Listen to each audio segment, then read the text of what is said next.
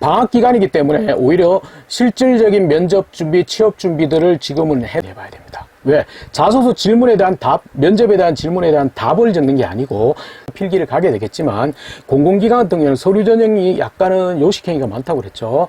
뭐랄까 정량적인 평가. 그래서 직무가 가장 중요한 부분이잖아요. 근데 우리가 이제 직무에 대한 목표성도 별로 없고 그리고 그 직무가 정확하게 안녕하십니까. 인사팀 직설의 윤호상 소장입니다. 방학이 거의 많이 지나갔죠. 한 달 정도 거의 지나갔고 이제 하반기를 준비해야 될 때인데 지금 당장 이제 하반기 공채를 준비하기 위해서 당장 꼭 해야 될 거 물론 여러 가지가 많겠지만 5가지만 일단 얘기를 하려고 합니다.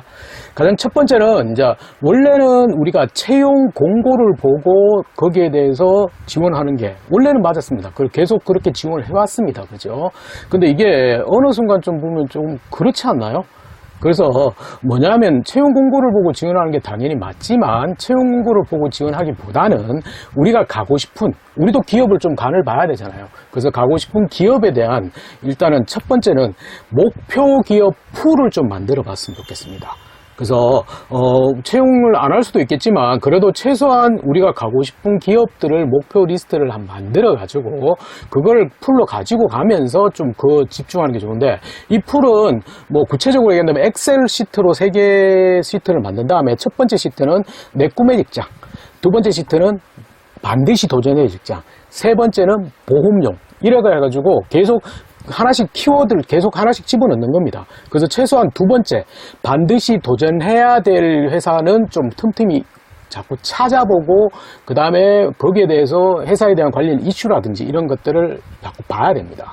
그래서 이거는 엄밀해서 그 첫 번째, 두 번째 시트에 있는 회사들은 뭐 구글 알림이에 키워드를 등록해가지고 계속 지속적으로 보시면서 그 회사의 최근 이슈가 뭔지 이게 이제 뭐랄까 자소서뿐만 아니고 면접에서도 자주 질문되기 때문에 그 부분을 조금 미리 준비를 하셔야 돼요. 그래서 가장 첫 번째는 목표 기업 풀을 좀 만들자.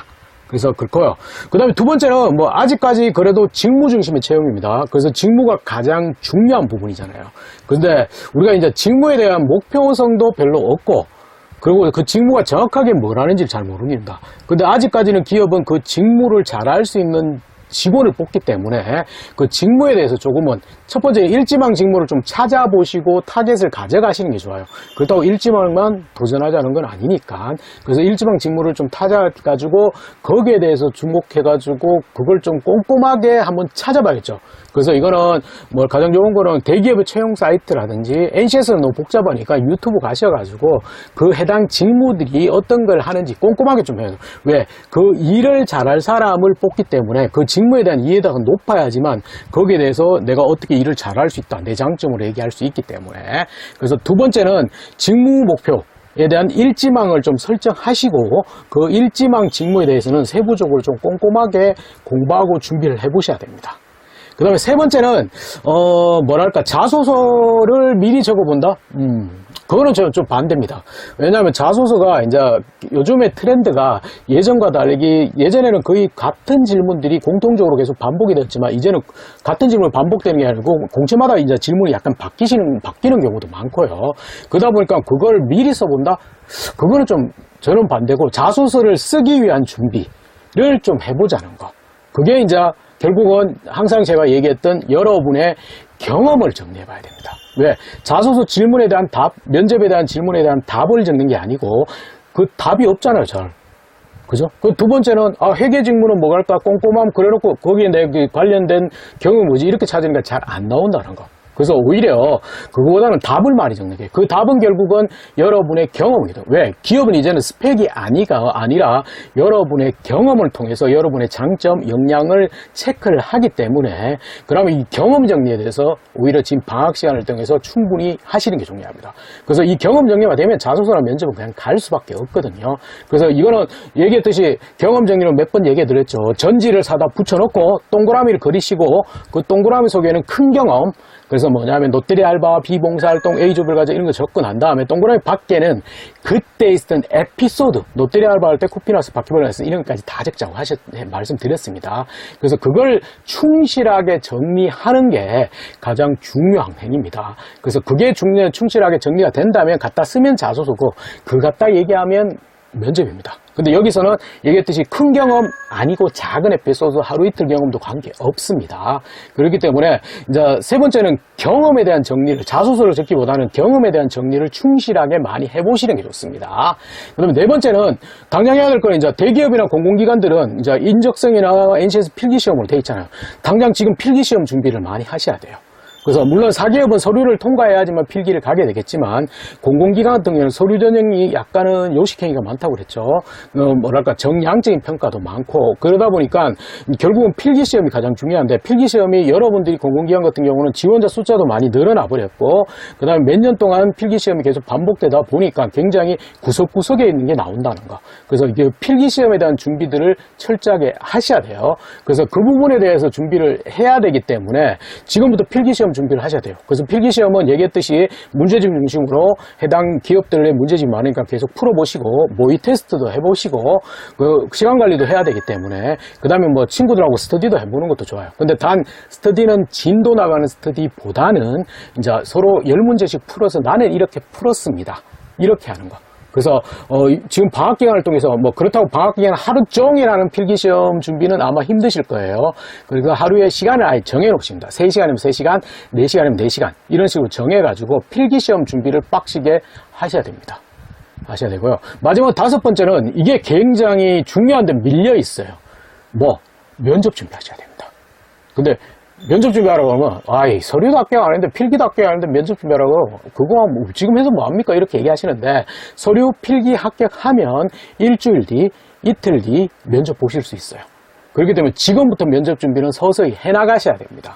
그래서 학교에 여러 프로그램들이 있으면 모의 면접 특강이 아니고 모의 면접을 자꾸 준비가 확인되기 때문에 하는 거고요. 모의 면접이 없으면 뭐 학교 밖을 울타리 밖을 벗어나는 뭐 코로나 때문에 좀 애매하긴 애매합니다. 그게 안 된다면 스터디 취업 스터디라도 좀 해보시고요. 그것도 안 된다면 친구들끼리 카페나 이런 데서 하면 안 되고 강의실이라든지 스터디룸으로 빌려가지고 한쪽은 면접관 한쪽은 지원자 이래가 자꾸 질문도 해보고 답도 해보고 질문도 해보고 답도 해보고 이렇게 해보셔야 돼요. 그게 안 된다면 혼자라도 거울을 안 봐도 됩니다. 거울은 내 얼굴인데 그거 본다고 뭐 됩니까?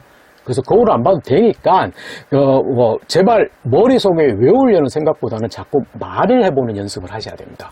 근데 여러분이 그게 안 되기 때문에 머릿속에 자꾸 외우다 보니까 막상 면접장에 가면 당황스러워서 답변을 못하는 경우가 더 많다는 걸 긴장해서.